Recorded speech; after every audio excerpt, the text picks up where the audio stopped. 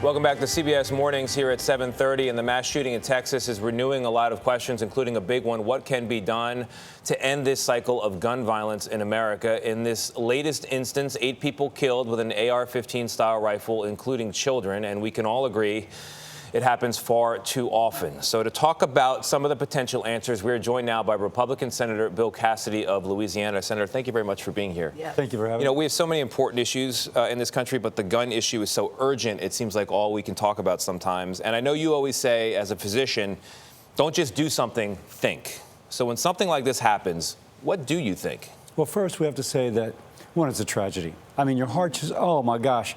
It's a tragedy in of itself, and then the children there that just breaks your heart even more. Yep. I would say, though, that we have the response to the Uvalde shooting, the Safer Communities Act, bipartisan bill which is yet to be fully implemented.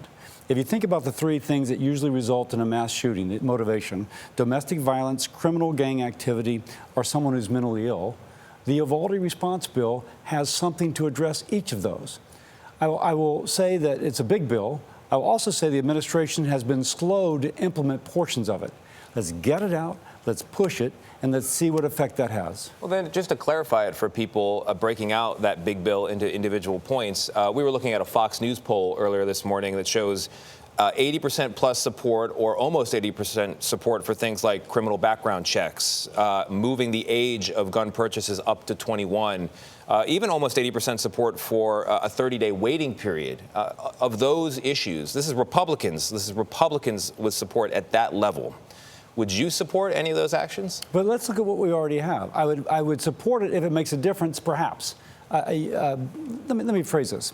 In the Uvalde response bill, we increased the time period for the background check to occur. Does it have to be 30 days? No. It has to be long enough to be effective. And for those who are considered at higher risk, we gave a longer period of time for authorities to be able to do a background check. And it's predicted that if this had been the case, you can look at the shooting in Charlotte, in South Carolina, the one where the man walks into the African-American church, that would have given them time to prevent that. Yeah. So it's not the length of time, it's the adequacy. I think in that bill we increased the adequacy. I mean, there's definitely evidence, though, that criminal background checks, if universal, would make a difference. In the states where they have them, they have a lower homicide rate. We've had people under the age of 21 buy guns legally, do terrible things with them. So raising the age could help. I mean, but can I respond to that last sure. one? So again, in the Uvalde response bill, a lot of the people who bought weapons when they were younger had a record when they were an adolescent that would have been a red flag. Mm-hmm.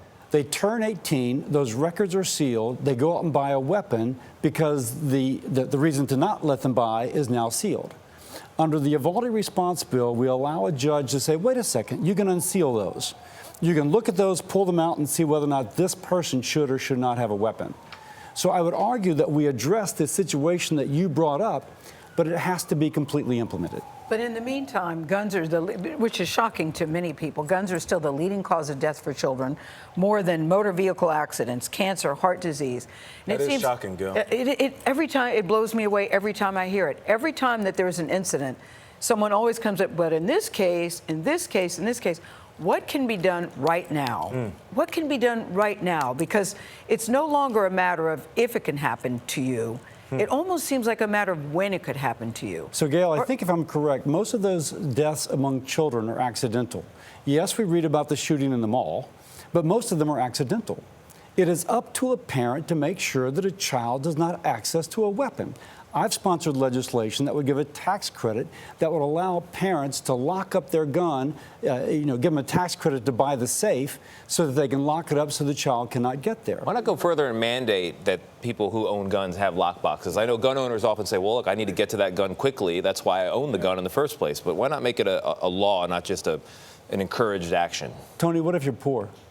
What if you're buying the weapon because you think in your inner city neighborhood somebody's going to break in? That's increasingly common that such people are buying weapons. And all of a sudden you're poor, but now you got to buy something else? I think you have to step into people's lives. And when you step into their life, it's a little bit more complex than a wonderful show like this where we say, well, what about this solution? What about that solution? Are there behind-the-scenes conversations with Republicans about, listen, this has gotten out of control. We really need to do something. At this point, I don't even know what you need to do. Right. But are there behind-the-scenes conversations? Because I always know there's a public conversation and there's a private conversation. among parties on both sides? Is there anything going on behind the scenes? Again, I keep saying this, but it's just so true. But nothing changes. You've got to implement the Equality Response Bill. Let me give you an example of a conversation I had. My superintendent of education in Louisiana calls me up and says, we are not allowed to use this money to harden schools. What? In the Equality Response Bill, we saw that some schools are very vulnerable, and we put dollars forward so that there would be a place where somebody could be screened before they go in and perhaps cause harm. Yeah. The rules coming out of the administration were that you can't use it to harden schools. I call Secretary Cardona. Okay, I will correct that. But he's only issued that correction for 3 states. Yeah.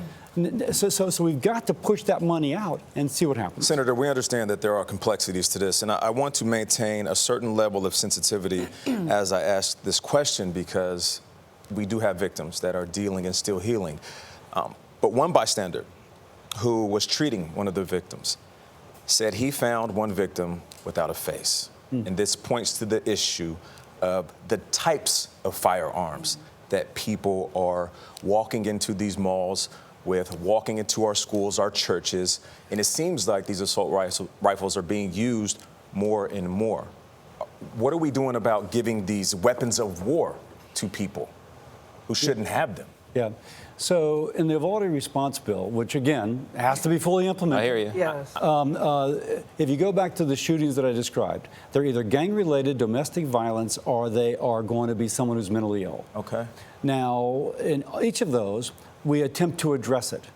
Now, Nate, I don't know anything about you, man, except that you're a former wide receiver and you got a tie that I never thought you could wear on TV. Thank you, man. Here's your research. Works as a Take that bandana. as a compliment. Thank you. It's a great tie. But if you had a weapon, I would have no problem with it.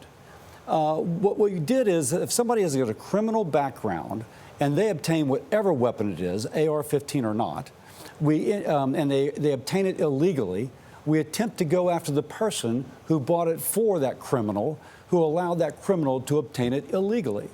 We have to recognize that we can ban these weapons, but there's millions already out there, and somebody who decides to obtain one illegally probably can. So we need to stop that illegal transaction. We can say let's ban them. They're already out there by the millions. Yeah. So what do we do? Do you Go out and believe confiscate all We have to do something. Yeah. Do you seems believe, like- Senator, you're doing all you can do? Do you believe that? Oh, yeah. I mean, as I was mentioning, I had a conversation with Secretary Cardona. We have these dollars out there to harden school. This was after Nashville. And at the time, they weren't going to release them unless there was a previous history of threat at a school. Wait, we're trying to be ahead of a threat, not react. And so I can look at what I'm doing in terms of mental health, in terms of attempting to implement the Equality Response Bill, and other things to say that I am leaning into this issue. Yeah, we wanted to touch on the economy, but that just means you have to come back. Yeah, we got a lot we can get to. I'll let you borrow my tie. No, let me see the next one, man. Let me see the next one. Did you hear he said spice up your outfit a little bit? I forgot my tie. My friend lent it. It's a loner. All right. All right, You look this is CBS fine. Mornings. We'll be right back. Yeah. Oh, man.